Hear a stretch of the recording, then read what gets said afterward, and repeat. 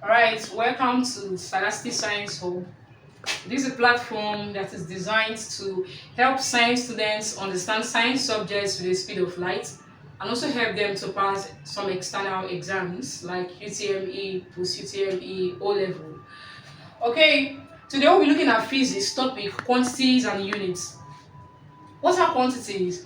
Quantities are properties of a body that can be measured. You know, in physics, when you hear of a body could be any object you're seeing around you. It could be this marker and then this book, any other object you can see around you. Now, the property of any body or any object that can be measured is known as a quantity. Now, using this book as an example, it has length, it also has breadth.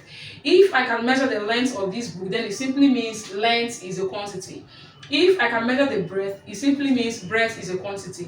Now, looking at this watch, if I can check this wristwatch, if I can check time, if I can measure time with it, then time is a quantity. So the property of any body that can be measured is known as quantity. Examples of quantities, we have length. Length can be measured.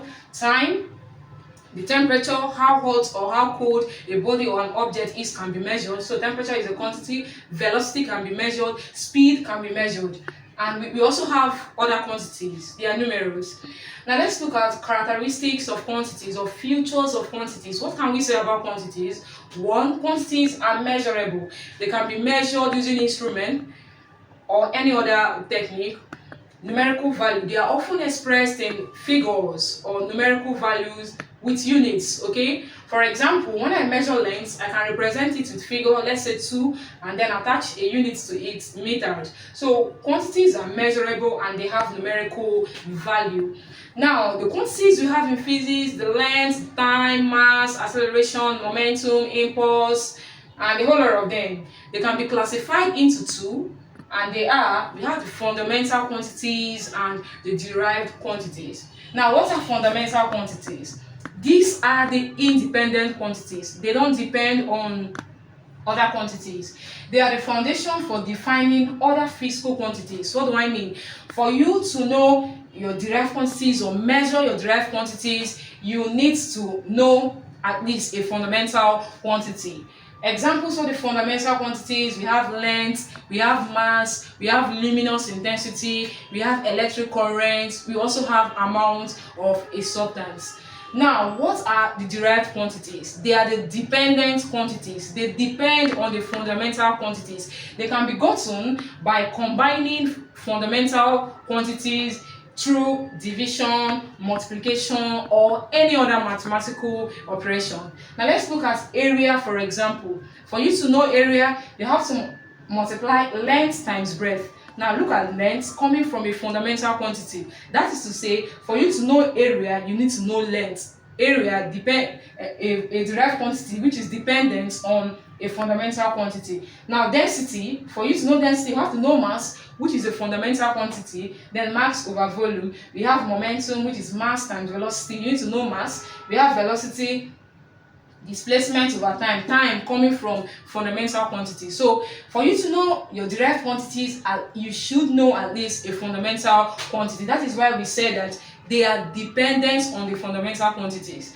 Now, in physics, when you measure a quantity without attaching a unit to it, you've done zero work. So that will take us to units. What are units?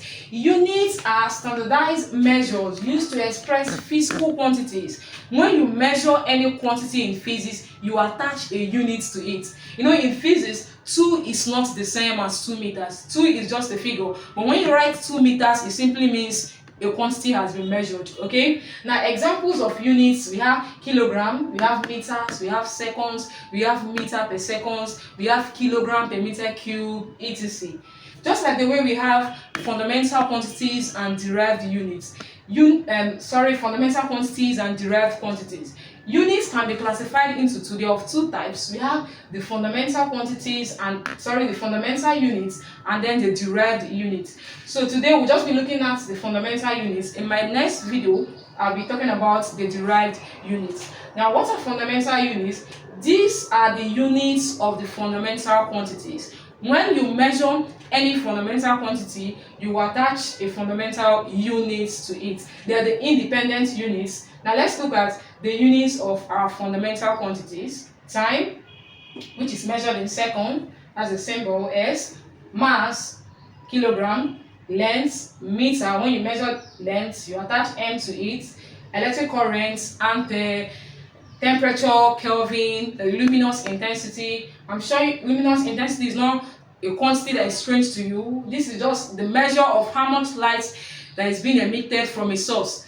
It can be measured using photometer or lux meter, and it is measured in candela. We also have amount of a substance, which is measured in mole. Thank you very much. Do well to like, subscribe, and drop a comment in the comment section. In my next video, I'll be talking about the derived units. We learn how to derive the units of the derived quantities. Thank you, and see you next time.